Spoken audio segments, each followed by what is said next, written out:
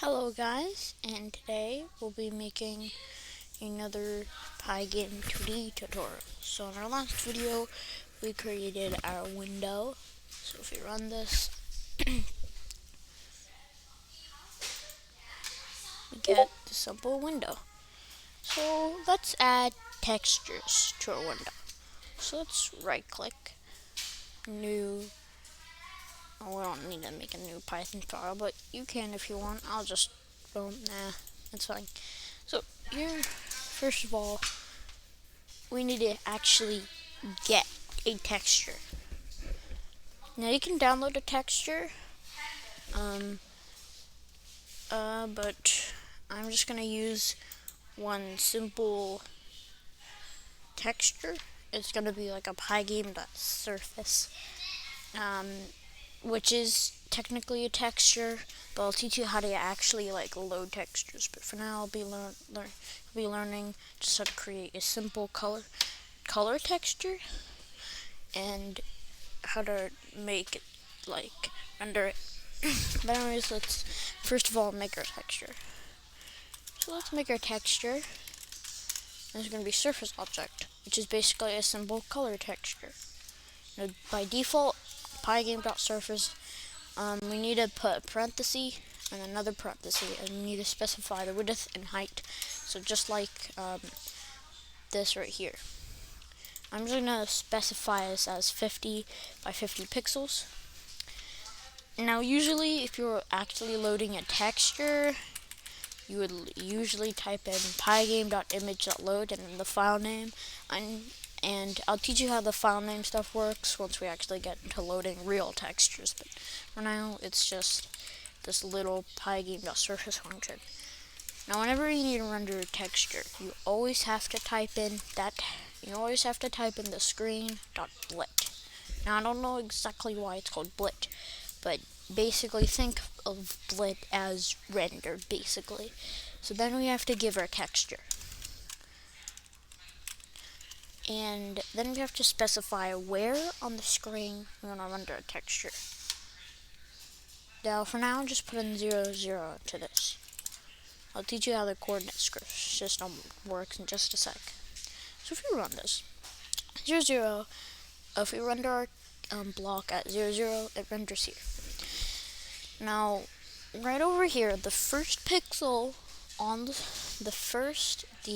no pixels at all, which means located over here, which is the 0, 0 pixel, is where the square is rendering. Because the reason why it's 0, 0 is because right here is where the 0, 0 pixel here.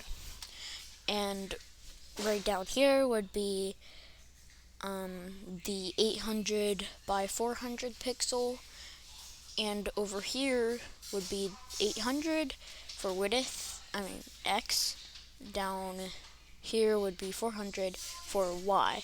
So basically we can render our cube on these coordinate grids. So if we move it 10 pixels away, it's going to render 10 pixels in X away from the 0, 0 point and 10 pixels away in Y from the 0, 0 point.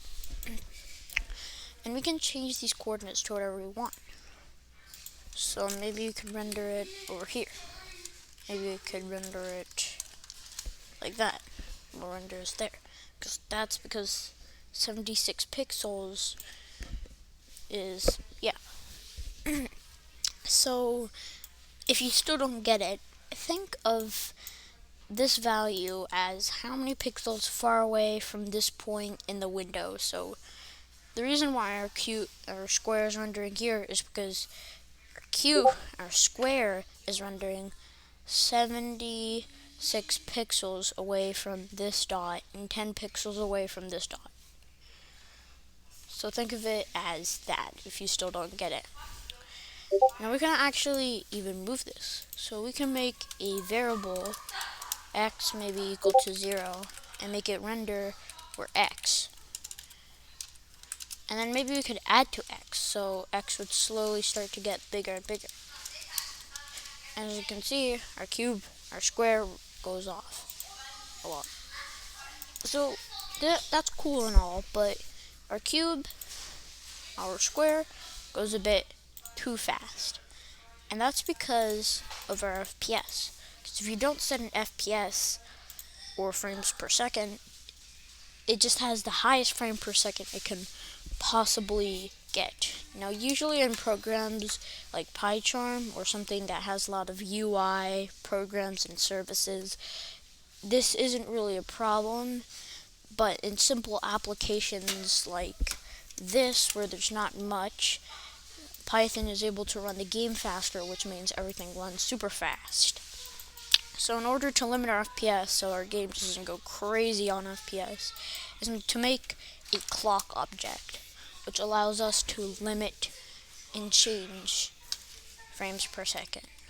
First of all, I have to make a variable for this. Pygame.time.clock. This just creates our clock. Now in order to set the FPS, we have to type in clock.tick, which basically means, hey, set the FPS. And then I can type in this 60, and as you can see, it goes slower instead of going willy-nilly super fast FPS. So you can also use textures to fill in the window. Now we can also fill this simple, basic, only one color texture with a color. So remember our screen.fill function, where our screen is actually a texture, except it's like a texture that's being on the computer. So screen is basically a texture. And so we can also fill this simple color texture with the color. Now, I want to fill it with completely red. So if you do that, you get a red square. I can also do this to the Y. Let's just type in Y in there. Let's make the actual Y variable. And we can also add 2Y, which will move our square this way. Keep on messing up square and cube. But yeah. So we can also change this. So if you want 1 frames per second, of course it's going to be very laggy, but you can do it if you want. It's just the only problem with setting FPS is that if you do set the FPS, it takes longer to close the window because how slow the application is. So it's better to put it at 60 FPS so it reacts fastly to your clicking outs and all that. In the next tutorial, we'll be learning how to actually load textures. So see you into the next tutorial. Bye!